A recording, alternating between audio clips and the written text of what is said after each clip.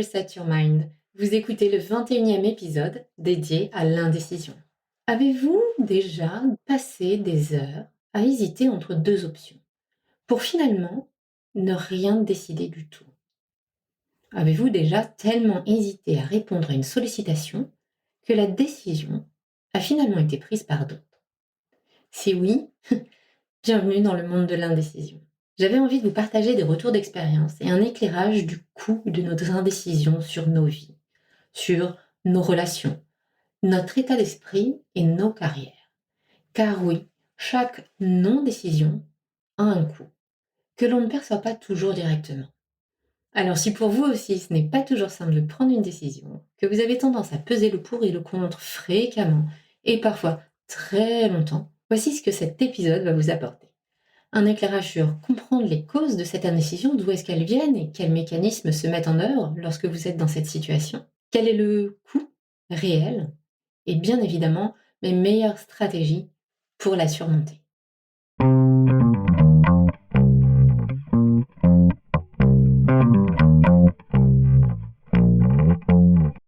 Pour celles et ceux qui découvrent Reset Your Mind, soyez les bienvenus. Ici, nous abordons le leadership personnel et professionnel ou comment réconcilier ces deux aspects du leadership. Car le premier usage du leadership que l'on exerce est celui que l'on emploie dans son cadre personnel. Et oui, comment mettre au service de l'un les forces de l'autre et continuer d'évoluer, de s'enrichir, de dépasser nos points faibles, nos croyances limitantes, au-delà de ce que nous imaginons possible. Comment se mettre à notre propre service pour retrouver alignement et sens à notre quotidien. Je suis Stéphanie Martin, fondatrice de Reset Your Mind, coach certifiée par la Life Coach School aux États-Unis et manager dans le digital depuis plus de 15 ans.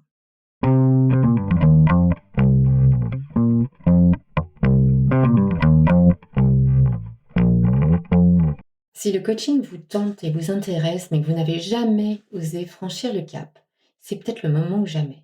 Les candidatures pour la prochaine promotion du bootcamp Be You, Be Bold sont ouvertes jusqu'au 27 septembre. Be You, Be Bold, c'est un bootcamp de 12 semaines, 3 mois, en petits groupes, avec du coaching de groupe et en individuel.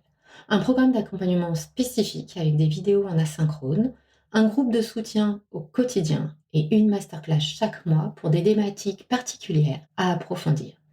Alors, si vous voulez en finir avec le stress inutile, reprendre les rênes, apprivoiser votre cerveau et définir votre plan d'action pour renouer avec votre potentiel, si vous vous sentez coincé dans votre position actuelle, que vous avez envie de changer de poste ou d'entreprise, ou préparer votre prochaine prise de poste, ce bootcamp est fait pour vous.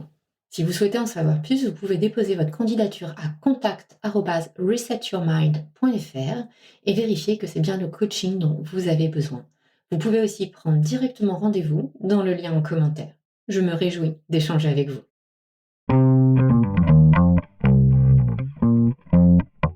Une de mes clientes extrêmement brillante, qui prend tous les jours des décisions très impactantes pour son business, se trouvait régulièrement bloquée lorsqu'elle devait prendre des décisions d'ordre plus personnel. Cela pouvait être aussi bien la prochaine destination de vacances, accepter une invitation à dîner chez ses parents ou intervenir dans une association. À chaque fois que c'était une décision qui la touchait, elle, plus personnellement, elle avait tendance à repousser, à demander l'avis autour d'elle, à peser le pour et le contre pendant des jours, voire des semaines, pour s'assurer que ce soit la bonne décision. Le problème ici, c'est que ma cliente pensait trop et oubliait de s'écouter elle-même pour toutes ses décisions plus personnelles. Elle avait pourtant développé une grande confiance en elle d'un point de vue professionnel, justement, mais retombait en enfance, si je puis dire, lorsque sa mère lui demandait quelque chose. C'était très intéressant à observer. Dans cet exemple, nous touchons du doigt une des premières causes de nos indécisions, la peur de décevoir. Vous savez, ce fameux regard des autres, cette peur de se tromper, de faire le mauvais choix, qui nous pousse souvent à remettre à plus tard une décision par crainte de regretter notre choix. À cela vient s'ajouter un embarras du choix toujours plus grand dans notre société actuelle. Or, pour notre cerveau, plus nous avons d'options, plus nous les mettons en panique. Et plus, du coup, il est difficile pour lui de faire un choix. C'est cette fameuse théorie du paradoxe du choix. Demandez à vos enfants pour voir ou à votre ami de choisir entre l'option A ou B. Vous aurez une réponse assez rapide. En revanche, si vous leur proposez l'option A, B, C ou D, cela sera beaucoup plus long. Pourquoi? Tout simplement parce que le cerveau va vouloir prendre connaissance des différentes options, va vouloir les analyser et s'assurer, encore une fois, de prendre la bonne décision. Ce qui m'amène justement à la cause suivante qui vient exacerber votre indécision, cette fameuse bonne décision. Dans notre société ultra normée, où chaque restaurant, chaque prestataire est noté, chaque trajet d'un point A à un point B est challengé, optimisé en termes de temps, de coût ou de distance, nous voulons être sûrs de prendre la décision. C'est devenu comme un critère préalable à cette décision. Prendre la bonne. Celle qui est la plus optimisée, celle qui aura le meilleur ROI. Mais existe-t-elle seulement cette bonne décision? Si vous voulez aller de Paris à Marseille en profitant des paysages, peut-être que ce n'est pas l'autoroute que vous prendrez. Si vous avez un budget serré et que vous n'avez pas envie de payer le péage, c'est peut-être pas non plus l'autoroute que vous prendrez. Si au contraire vous êtes pris par le temps, peut-être que c'est le chemin le plus court et donc le plus cher et le moins joli que vous prendrez. Vous êtes-vous déjà posé la question de qu'est-ce qu'une bonne décision pour vous? Pas facile, hein? Vraiment, posez-vous la question, quelle serait la définition d'une bonne décision qui soit capable d'adresser tous les cas de figure? Eh oui, je veux vous entendre ici. Ça m'amène ensuite au stress engendré par ce contexte extérieur, anxiogène, d'incertitude et de complexité qui nous rend cette prise de décision encore plus difficile. Ce stress nous épuise. Nous sommes perpétuellement en hypervigilance pour être certains, certaines d'anticiper toutes les options, tout ce qui pourrait mal tourner afin de ne pas être pris au dépourvu. Et nous sommes tellement doués pour cela que nous en arrivons parfois à être incapables de décider, justement, tellement il y a d'options possibles qui pourraient mal tourner. Et vous vous retrouvez coincé à faire du surplace, à ne plus savoir dans quelle direction vous orienter. Seulement, lorsqu'on en arrive là, cela a un coût. Tout d'abord, vous vous en doutez, le temps perdu. Ce fameux temps passé à peser le pour et le contre, à demander des avis extérieurs, ou tout simplement dans nos propres ruminations personnelles, ce langage interne avec nos propres méninges, qui peut même nous réveiller la nuit. L'indécision nous empêche souvent d'agir rapidement, ce qui peut aussi retarder des opportunités, causer de l'anxiété, ou nous faire manquer des occasions, ou nous faire regretter de ne pas avoir saisi des occasions. Et puis il y a ce stress, encore une fois. Ce stress a un coût. Certes, il nous rend la décision plus difficile, mais ce stress, cette fatigue mentale, a un coût énorme, car être constamment en hésitation alimente ce cercle vicieux de stress chronique qui épuise notre énergie mentale, puisque le cycle ne se ferme jamais. Et là, je vous invite à écouter le podcast numéro 14, l'épisode numéro 14, si ce n'est pas déjà fait, sur le stress et son fonctionnement. Nous sommes surexposés au stress perpétuellement et il est important de le réapprivoiser et de réapprendre à fermer les cycles de stress. Car nous ne sommes pas constitués pour être en situation de stress perpétuelle et constante. Je ferme la parenthèse. En termes de coût, il y a aussi bien évidemment le coût émotionnel. Vous savez, ce sentiment de stagnation, de frustration, voire parfois de honte d'être indécise. De ne pas être à la bonne place, de ne pas être assez. Puisque nous n'arrivons pas à décider, c'est que nous ne sommes pas au bon niveau. Et celui-ci, ce coup-là, est vraiment néfaste, car il vient directement affecter l'estime de soi. Et moins on a confiance en soi, et forcément plus l'indécision se renforce. Enfin, dans le contexte professionnel, avec les codes qui sont les nôtres aujourd'hui, cela peut affecter malheureusement votre crédibilité. Je sais bien que ça n'a rien à voir, mais pourtant, l'indécision est souvent prise pour un manque de confiance en soi, de stabilité et de maîtrise de son périmètre. Elle vient ainsi affecter la perception que l'on peut avoir de vous et de votre capacité à réagir dans des situations critiques. Avec le recul, personnellement, j'ai réussi à me détacher de cela, mais c'est pas le cas de tout le monde. Parce que la plupart du temps, dans une situation de contrainte, il n'y a pas de place à ces ruminations et à justement trop penser. Et le paradoxe du choix ne se présente pas, puisqu'il n'y a alors plus de multiplicité de choix, mais bien un seul choix, survivre à la prochaine action. Mais c'est pas le cas de tout le monde et encore aujourd'hui, nous avons tendance à juger très facilement, sans connaître tout le contexte et sans connaître le niveau stress de la personne en face de nous. Alors, c'est bien gentil, mais comment est-ce qu'on fait pour sortir de cette indécision? Je vais ici vous poser 4 questions, à vous remémorer la prochaine fois que vous serez face à votre indécision, coincé, bloqué, sans plus savoir où aller. Ou tout simplement pour vous faciliter la prochaine décision à prendre.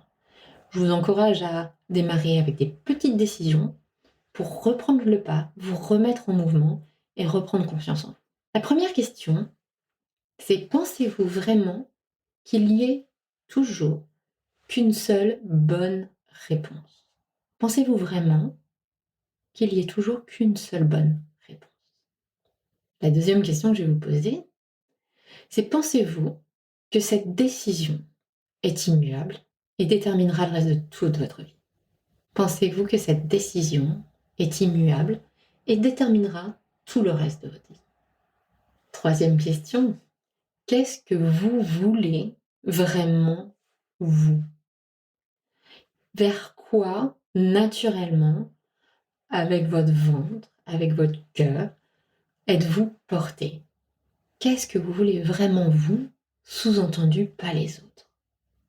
Enfin, la dernière question, pour les décisions vraiment difficiles dans lesquelles vous êtes vraiment très inconfortable, demandez-vous si dans un an, quelle décision regretterais-je le moins?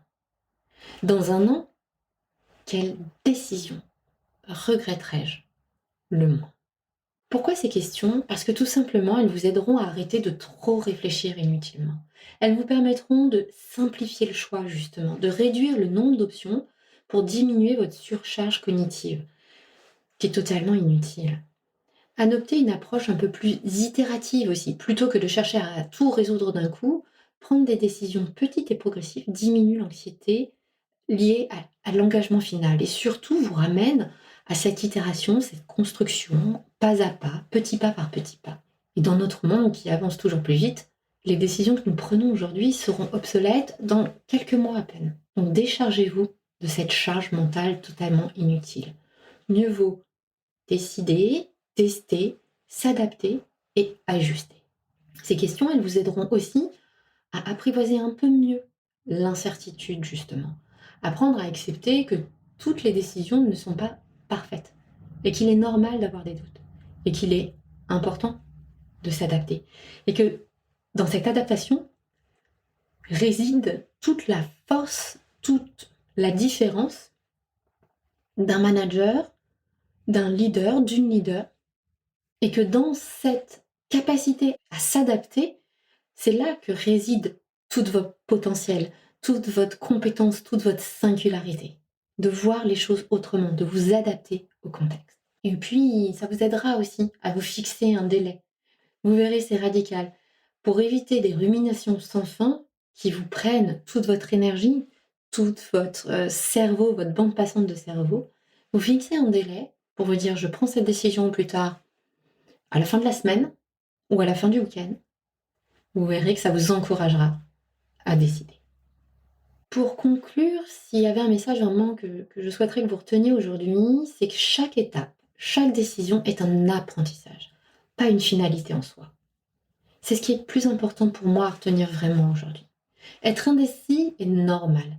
Bienvenue dans notre humanité pleine et entière, à vouloir à tout prix éviter de se tromper, de perdre la face ou d'optimiser à tout prix notre temps. Mais est-ce vraiment notre fidélité? Une mauvaise décision vaut toujours mieux que pas de décision du tout. Je vous rappelle ici les questions, très rapidement. Pensez-vous vraiment qu'il n'y ait qu'une seule bonne réponse? Pensez-vous que cette décision est immuable et déterminera le reste de votre vie? Qu'est-ce que vous voulez vraiment vous? Et sous-entendu, pas les autres. Et enfin, quelle décision regretterais-je le moins dans un an? Si vous en avez d'autres, je me ferai une joie de les repartager avec la communauté Reset Your Mind. Je vous dis à la semaine prochaine pour un épisode cette fois dédié aux insomnies. Comment les apprivoiser et arrêter de subir ces manifestations de stress qui nous épuisent. Si le coaching vous attire mais que vous hésitez, vous pouvez me contacter à contact@resetyourmind.fr ou nous suivre sur Instagram by-reset-yourmind. Vous ne manquerez aucune information.